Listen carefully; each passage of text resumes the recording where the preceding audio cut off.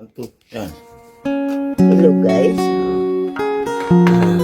Ito, nagluluto ako ng pancit canton. Ay kasi Pagkain ang mahirap. gutom na eh. Kasi mahirap pa. Mahirap pa lang. Ano guys,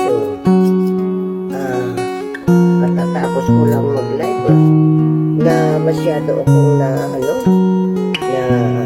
stress doon sa popular live ko na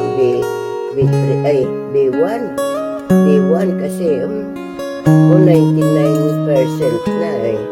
Wala man lang akong giftes na dumating. Hindi makaahon. Siguro maya pag live ko ulit baka dito na yun. Yeah, Sa C. kung anong gusto niya eh. Kung gusto niya magbito, sige, dito siya. Ganun lang yun eh. Wala eh. Yan naman, hindi lang naman ako ang live streamer na walang gifters minsan may isang linggo, may higit isang linggo. Ngayon eh, alam niyo kung gaano lang ang sasahurin ko bukas? Ayun lang, 3,000, ganun. Naku, gutom. Babayad sa kuryente, tsaka magbabayad kami sa bahay. Oo. Ang biro mo, ang hirap talaga ng buhay, guys. Ang hirap maging mahirap, no? Oo. Mahirap talaga ang buhay, Kasi, iwan ko, kasi hindi tayo sikat eh, Ganun siguro yun, Sikat siya po eh.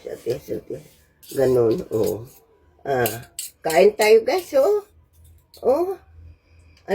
sarap to. Ano masasabi mo?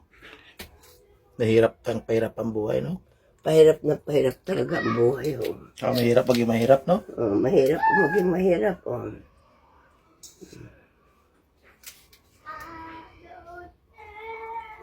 Tayo na lang magputol-putol niya. Pagkain mo? Di ba tayong dalawang kakain dyan? Sobrang dami yan, nako. Sasabihin mo sa kanila sa pagkain. Kain tayo, guys. Pancit canton. Wala eh. Kayo, kumakain din kayo ng pancit canton? Oo. Gusto ko nga. Gusto ko sana nga Di ba product ito ng ng Chinese. Wala nang ginawa sa atin kundi kontrahin tayo, di ba? Oo. Wala nang ginawa kundi nako. Samantalang ang daming Chinese dito sa Pilipinas. Hindi ko lang alam, baka Chinese tinununo ko eh.